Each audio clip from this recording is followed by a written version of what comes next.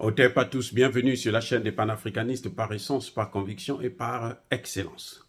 Celle des citoyens qui émitent par nécessité et obligation de combat. Nous sommes une chaîne qui n'est guidée que par nos ancêtres et rien que par les ancêtres qui appartiennent à l'égrégore du monde noir. Par conséquent, nous ne croyons en aucun Dieu venu de l'étranger. Toutefois, cette vidéo n'est aucunement destinée à inciter à la haine ou à la violence. Car nous menons un combat qui est d'abord et avant tout spirituel, intellectuel et démocratique. Ensuite, il est politique, géopolitique et géostratégique. Contre l'impérialisme, le colonialisme, le néocolonialisme et l'endocolonat, qui sont tous qualifiés de crimes contre l'humanité. Nous menons ce combat sur la base du principe fondamental que nous avons hérité de nos ancêtres kémites, qui est celui de la Mahat, c'est-à-dire solidarité, vérité et justice.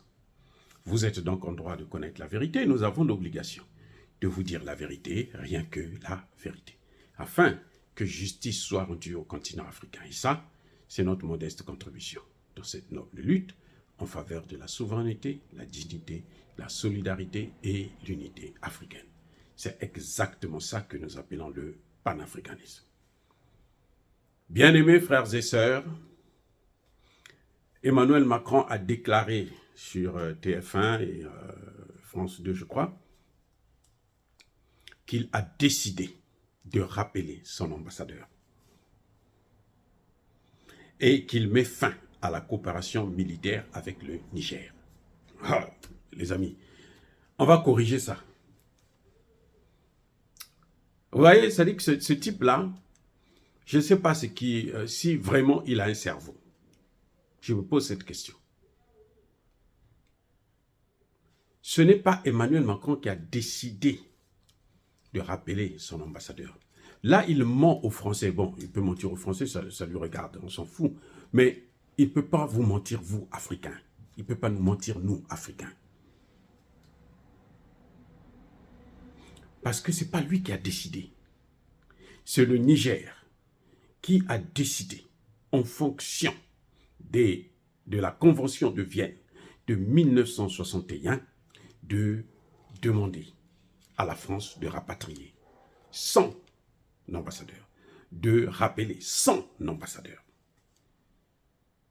C'est le Niger qui a dit, je ne veux plus voir ce type-là. Et les conventions de Vienne sont claires. Le Niger n'est pas obligé de justifier. Si vous ne voulez pas d'un diplomate, vous le dites. Et vous le déclarez non gratin.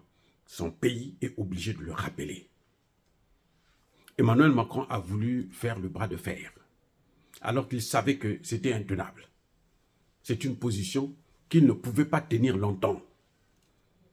Il a seulement humilié son ambassadeur, il l'a emprisonné, il l'a mis en otage. En fait, c'est Emmanuel Macron qui a pris son ambassadeur en otage. Parce que l'ambassadeur ne pouvait pas rester encore là-bas 48 heures après la décision du Niger. Il devrait partir. Ce qu'il a fait, c'est que sa position a mis l'ambassadeur dans une situation où il est comme en prison.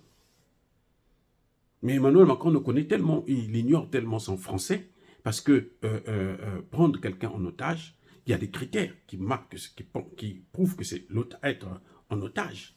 On ne connaît pas les ravisseurs. On négocie avec les ravisseurs. Et les ravisseurs demandent une rançon. Or, le gouvernement du Niger n'a pas demandé une rançon à Emmanuel Macron. Pour dire qu'il a été... Non, c'est Emmanuel Macron qui a décidé de punir le pauvre Sylvain Ité. Bon, lui aussi, comme c'est un clown, bon, tant pis pour lui, tant mieux.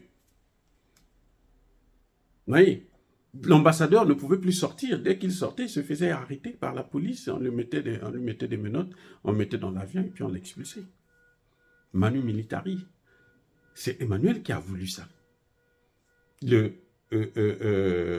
gouvernement du Niger a été clair et a pris des dispositions selon le droit international. Maintenant, quand Emmanuel Macron vous dit « j'ai décidé de mettre fin à la coopération militaire », là encore, il ment comme il respire. Ce n'est pas Emmanuel Macron qui a décidé de mettre fin à la coopération militaire. Emmanuel Macron suit la décision du Niger. C'est le Niger qui, il y a plus d'un mois de cela maintenant, a dénoncé les accords de défense qu'il a eus avec la France depuis 1977. C'est le Niger qui a décidé. Vous comprenez? Ce n'est pas la France qui a décidé. Non, c'est le Niger qui a décidé de mettre fin. Dénoncer les accords en diplomatie, ça veut dire que vous ne voulez plus coopérer. Ces accords-là, pour vous, sont caducs. Vous devrez renégocier d'autres accords s'il le faut. Ah oui. Et c'est ça que Emmanuel Macron a voulu contester. Emmanuel Macron vous dit, il ajoute encore un autre mensonge, il dit que ce type-là, il ment trop. Vraiment, je ne comprends pas comment les Français sont arrivés jusqu'à ce niveau. Il vous dit, j'ai parlé avec Bazoum. C'est comme si c'est Bazoum qui lui a donné l'ordre de rappeler ses militaires et son ambassadeur. Alors que Bazoum lui-même, il est en prison. Bazoum est en résidence surveillée. C'est ça qu'on appelle la résidence surveillée. On contrôle tes mouvements. Tu ne sors pas comme tu veux. Tu sors seulement à la demande ou avec autorisation. Ah oui. Et sinon, tu ne sors pas. Tu es là. Tu restes là chez toi. Donc, Bazoum n'a aucune voix. Vous avez vu aux Nations Unies, quand le secrétaire général, pour aider Emmanuel Macron, va tout faire pour que le Niger ne puisse pas parler. Le président, le ministre malien a parlé au nom du Niger. Vous avez entendu pourquoi la ministre Colonna ou coloniale de la France n'a pas parlé au nom de Bazoum. Elle n'a pas parlé au nom de Bazoum. Mais le Niger a été représenté. Le Niger a parlé, puisque Abdoulaye Diop a parlé au nom de 2 pays. Et personne n'a contesté cela. Le secrétaire général n'est pas venu dire, bon, on te coupe la parole parce que nous, on ne veut pas entendre parler du Niger. Il n'a pas fait. Mais on n'a pas entendu quelqu'un qui parle pour Bazoum. Même pas la France qui le soutient. Donc, vous voyez, Emmanuel Macron n'a pas demandé l'autorisation de Bazoum. Emmanuel Macron sait, depuis le début de cette affaire, qu'au cas où il y a intervention, Bazoum va mourir. La première victime, ça va être Bazoum.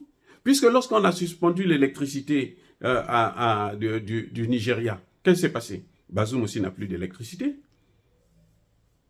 Le Sénégal, aujourd'hui, ne peut pas dire non, remettez l'électricité. Le Nigeria, même Tinubu ne peut pas demander de remettre l'électricité à Bazoum, puisque ce sont eux qui ont coupé l'électricité. On a coupé aussi chez lui. Emmanuel Macron s'est soumis aux ordres de Tiani. Parce que si c'était Bazoum, alors il devrait coordonner avec Bazoum pour le départ de ses militaires. Mais par contre, ce n'est pas le cas. Il va coordonner avec Tiani. Et Tiani, tel que je le connais, il va parler avec ses chefs d'état-major. Non, il aura ses lieutenants qui vont discuter avec lui pour coordonner ça. Lui-même, il prend les informations depuis là-haut et puis donne des directives s'il le faut. Donc, vous voyez, Emmanuel Macron, c'est un menteur. Un minable menteur. Qui fait que mentir à longueur de journée, surtout en ce qui concerne la politique africaine. Vous avez vu Emmanuel Macron, il vous dit que nous avons perdu 57 soldats dans le Sahel. Je vais vous dire, dans le Sahel, ce sont les Africains, à 95% qui sont morts dans le Sahel. Parmi les militaires, même de l'ONU, là, même pas 95, 99%, ce sont des Africains. Eux, ils ne meurent pas, puisque eux, ce sont tous les terroristes. Eux, ils tuent. Ils ne meurent pas, ils tuent. Les Français qui meurent, là, parmi eux, il y en a que la France elle-même tue pour justifier son maintien, le maintien de sa présence sur place. Elle l'a fait à Bouaké pour justifier la destruction de la force aérienne ivoirienne. Ben, la France n'a pas hésité de demander à des pilotes ukrainiens, je rappelle encore, ukrainiens, de bombarder une base militaire française. Ils ont été attrapés où? Vous savez où? Au Togo. Ils avaient été rattrapés autour. La France a dit libérez-les. Alors que nous, là, dans le Sahara, le reste le grand Sahara, la région subsaharienne, ce qu'on appelle l'Afrique noire, en dehors du Sahel, donc des 3 pays là, Mali, Burkina, 150 000 sont morts pour sauver la France. Le Sahel là, a perdu 82 000. Le ministre burkinabé l'a dit à la tribune des Nations Unies. Donc, voyez, vous ne pouvez pas comprendre ce type-là. C'est un gros menteur. Il ne fait que mentir. Il vient nous prendre par des sentiments. Mais nous, on a perdu trop.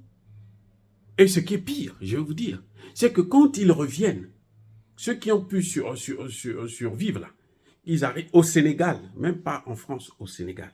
Ils demandaient leur pension. Vous savez ce que le général de Gaulle a fait? Il a dit, allez-y les canardés. Tous. On les a massacrés.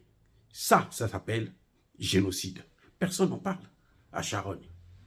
Le Sénégal devrait savoir ça. Macky Sall devrait savoir ça.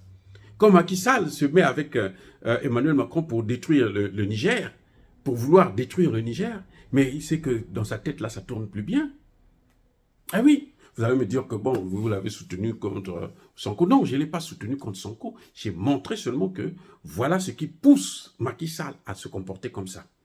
Bref, Emmanuel Macron, c'est un menteur.